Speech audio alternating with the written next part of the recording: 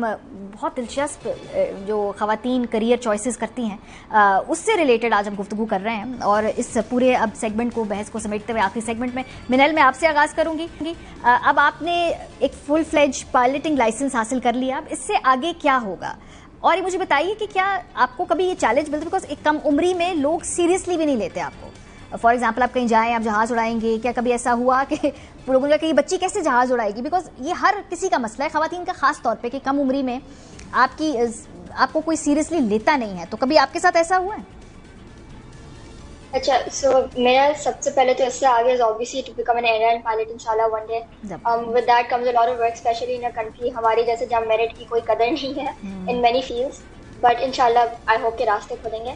And the other thing is کہ obviously many people never took me seriously in the beginning. But I believe not only for a girl, even لڑکوں کو بہت لوگ اس field میں seriously نہیں لیتے. But you make your own image at the end of the day. You know, there's always people in every field جو merit کو بہت appreciate کرتا ہے اور جو محنت کو appreciate کرتا ہے.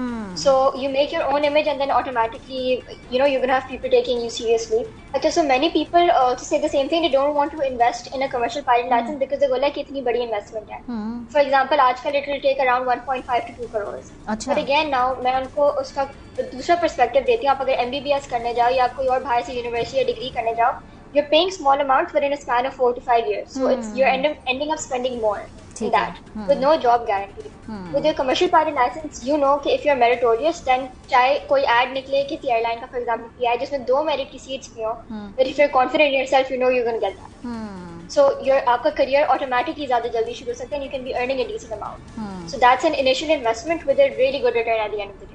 اچھا, اور اس کے لیے کوئی 2-3 بڑی کوالٹیز جو ایک پائلٹ میں ہونی چاہیے, کیونکہ ایک ریئلسٹک ہمیں بھی لوگوں کو بتانا ہے نا کہ ایک تو خواہش ہے اور ایک کیپیسٹی ہے. So like any career, سب سے بڑی I think جو ability انسان میں ہونی چاہیے is کہ آپ جو بولو آپ وہ محنت کرو and you work towards that. Just saying it won't be enough. Then the next thing is, again like any other career, you need to know how to play your politics. You need to be politically correct and you need to be politically smart. Because in every career there's politics. If you don't know how to play your politics correctly, you will be stepped over and it will become very hard. And the third thing just specifically I would say, میں شاید لڑکیوں کو بولوں, مجھے بھی پہلے سب نے بولے تھے کہ ایویشن کا ویسے ہی I would say برا امیج بنا ہوا ہے. تو a lot of people are like, you know, it's not safe, بہت گند ہوتی ہے اس میں and everything. It did scare me at first, but again I believe کہ انسان کی عزت اپنے ہاتھ میں ہوتی ہے. So you need to know to draw your boundaries. You have these 3 qualities in you, no one can stop you in any career, whether you're a girl, whether you're a boy, you want to do flying, you want to go in any field. You know. صحیح, very interesting. یہ کاش کوئی مجھے 10 سال پہلے مجھے ساری باتیں بتاتا جو آپ کو اتنی چھوٹی عمر میں ہی پتہ چل گئی. پالیٹکس والا فیکٹر آپ نے بڑا انٹرسٹنگ کہا کہ بھئی ہر جگہ ہوگی. آپ کی طرف آگے بڑھتی ہوں کشمالہ. اب یہاں سے آگے بہت ساری لڑکیاں اگر آپ کو آج دیکھ رہی ہیں, میں یہ چاہتی ہوں کہ صرف کشمالہ تو ہے ہمارے پاس, لیکن بہت ساری اور خواتین کو آج ہم انسپائر کر کے اٹھیں, تو وہ کس طرح سے اس فیلڈ میں جا سکتی ہیں, کیا اور وہ بات کیسے کریں اپنے پیرنٹس سے, کنونس کیسے کریں, اور یہ بھی بہت مہنگا شوق ہے یا کیا بہت مہنگا کریئر ہے جو آپ شوٹنگ جو آپ کا ہے؟ بالکل, شوٹنگ ایک بہت مہنگا کریئر ہے ایک طرح سے. اگر آپ ویپنس کی بات کریں یا جو ایک نارمل پسٹل ہے, it cost around 3 to 4 lakhs جو نارملی آپ کو ملے گی. اور اس کے علاوہ آپ جتنا, وہی بات ہے, جتنا آپ اس میں گڑ ڈالیں گے اتنا وہ میٹھا ہوگا.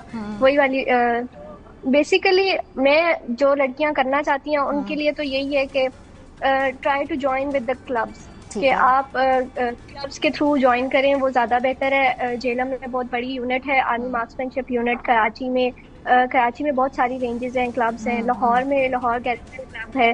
اس کے علاوہ اسلام آباد میں ہے.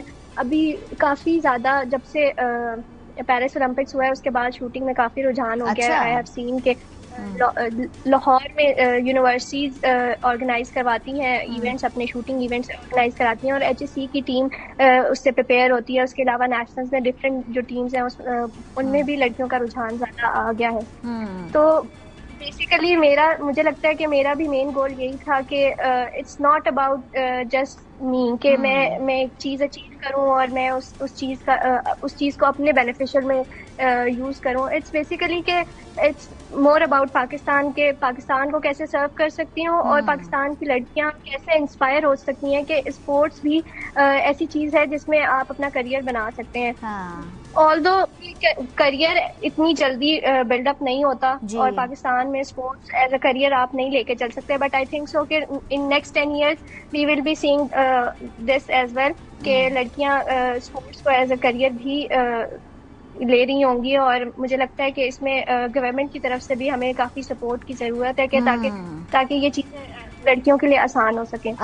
یہ جو گورنمنٹ سپورٹ کی بات کر رہی ہیں آپ, جو اپنی سائیکلنگ ایکسپیڈیشنز ہیں, آپ لوگ کے اسپانسر کس طرح سے کرتے ہیں کہ آپ کو گورنمنٹ کے لیول پہ اس طرح کی مدد ملتی ہے؟ اور کیونکہ آپ اور طرح کے ملکوں میں جب جاتے ہیں تو وہاں پہ آپ باقی اسپورٹس مین کے ساتھ بھی انٹریکٹ کرتے ہوں گے, کیا فرق ہے پاکستان اور وہاں میں گورنمنٹ فیسلٹیز کا, سپورٹ کا, پیسے کا فرق؟ اچھا, اسپورٹس آپ کوئی بھی کھیلیں نا, کنونشنل ہو یا ایڈونچر ہو, ہر اسپورٹ ایسا لگتا ہے. جی جی, ہر اسپورٹس مہنگا ہے, ہر اسپورٹس کے لیے آپ کو ٹریول کرنا ہے, ایئر ٹکٹ چاہیے, اکوپمنٹ چاہیے, نیوٹریشن چاہیے, ٹریننگ چاہیے, تو پیسہ تو چاہیے آپ کو.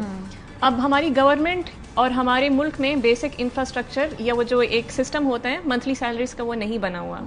تو یہ چیزیں حالانکہ دوسرے ملک جب آپ ویسٹرن کنٹریز میں جاتے ہیں ان کے پاس ہسٹریز ہیں اور لیجنڈس ہیں, ان کا پورا سب کچھ سیٹ ہے, کالج لیول سے لے کے پروونشل لیول سے لے کے پھر آگے انٹرنیشنل, تو ان کا that's why they are leading. ہمارا بیسک ہی سیٹ نہیں ہے. اور آپ کو پتہ ہے کہ ابھی کتنی ساری اسپورٹس ایسی ہیں پاکستان میں جس میں کسی پاکستانی کی کوئی ایگزسٹنس نہیں ہے. اچھا, موجودگی ہی نہیں ہے, ہمیں ان اسپورٹس کیٹیگریز کا پتہ بھی نہیں ہے. اور اگر اس ٹائم پہ کوئی بھی لڑکی اس میں آتی ہے, شی will be the pioneer of that sport. لیکن آپ نے خود کو ایجوکیٹ کرنا ہے, آپ نے اس کے بارے میں سوشل میڈیا پہ کمیونٹی بلڈ کرنی ہے, لوگوں کو پتہ ہونا چاہیے آپ کرتے کیا ہے. یہی فرق ہے کہ آج کے دور میں ایتھلیٹس کو کہیں نہ کہیں تک لوگ جانتے ہیں, credit goes to social media. اور ہم سے پہلے جتنے بھی اولمپئنس تھے دے اینڈڈ اپ ان پیٹی جابس, غائب ہو گئے کیونکہ ان کے پاس وہ وائس نہیں تھی. So because of this voice we are able to secure private sponsorships, brand endorsements, partnerships. کیونکہ شروع کے کچھ سال, اور یہ میں بتانا چاہوں گی, مجھے اکثر بہت لوگ میسیجز کرتے ہیں انسٹاگرام, فیس بک پہ کہ ہمیں اسپانسر چاہیے, ہم نے یہ اسٹارٹ کیے. سو مجھے اسپانسرز ملنے شروع ہوئے 6-7 سالوں بعد. اس سے پہلے آپ اپنا خود پیسے لگا رہے تھے؟ ہاں, چھوٹے موٹے پروجیکٹس کیے, ٹریننگس کی, میں نے ملٹیپل جابس کی پرائیویٹ, اور پیسے جمع کرتی تھی. سال میں بڑی مشکل سے ایک ایکسپیڈیشن ہوتا تھا. سو آپ کو اپنا آپ منوانا پڑتا ہے, آپ کو اپنی کیپیبلٹیز دکھانی پڑتی ہے کہ میں اس قابل ہوں, میں نے یہ سب کچھ اچیو کیا ہوا ہے, مجھ پہ پیسہ لگایا جا سکتا ہے. اچھا, پہلے لیکن خود آپ نے 7 سال اپنے اوپر انویسٹ کیا, پھر لوگوں نے آپ کے اوپر انویسٹ کیا مور اور لیس.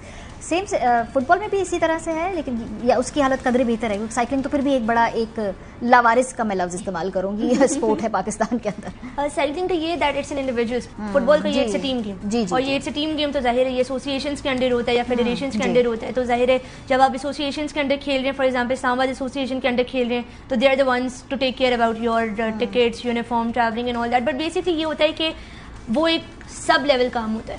اگر ہم ہاسٹل میں رہ رہے ہیں تو جو کھانا ہم کو ملتا ہے that is very very sub level. بلکہ پاکستان نیشنل ٹیم کے لیے تو مشہور تھا کہ اسلام آباد میں جب کیمپ لگتا تھا کھانا میرے گھر سے آتا تھا. Majority almost half of the team کا تو کھانا میرے گھر سے آتا تھا, بیکاز ادھر کا کھانا اتنا سب لیول ہوتا تھا کہ ہم اپنے گھر کے جو ہاؤس ہیلپ ہوتی ہے ان کو بھی نہیں کھلاتے.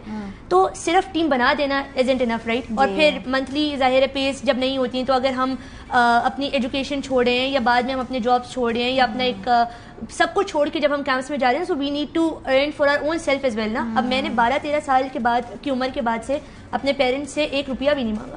The day I step into fit ball, I did not took a penny from my parents. تو اب یہ ہوتا ہے کہ اب ایجوکیشن میں نے پوری اپنی اسپورٹس اسکالرشپ پہ پڑھی, تھینکفلی وہ اتنا پروفائل بلڈ اپ تھا.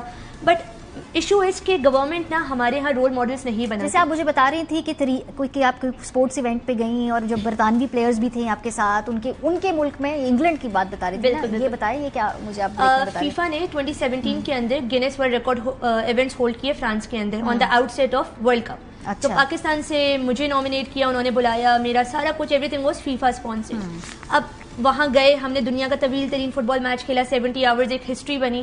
ایک اور ہم نے میچ کھیلا, دنیا کا واحد فٹ بال میچ جو 65 نیشنلٹیز کے ملکوں نے, ان کے کھلاڑیوں نے مل کے کھیلا, وہ ایک ہسٹری بنی. پاکستان کا جھنڈا ادھر گیا, میرا نام اوپر کیا.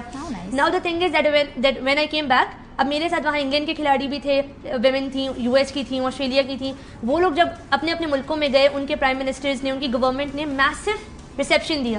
تھیریسا مے نے UK پلیئرس کو ایک میسو ریسیپشن ان دا پارلیمنٹ ہاؤس دیا, سارے parliamentarian, because Guinness world record بہت بڑی بات ہے. پاکستان کے اندر سب سے جو ایک جو ہے بلو دا پارٹ ایک چیز ہوتی ہے کہ ہم رول ماڈلس نہیں بناتے. کس کو پتا ہے کہ ہمارے پاس ایسی خواتین ہیں جو گینیس ورلڈ ریکارڈ ہولڈر مجھے نہیں معلوم تھا, مجھے میری کم علمی ہے. میرے پاس ایک اور اعزاز یہ ہے دیٹ میں پاکستان کی واحد ایتھلیٹ ہوں جس کو وائٹ ہاؤس میں ہوسٹ کیا گیا. Back in 2011 I was 14.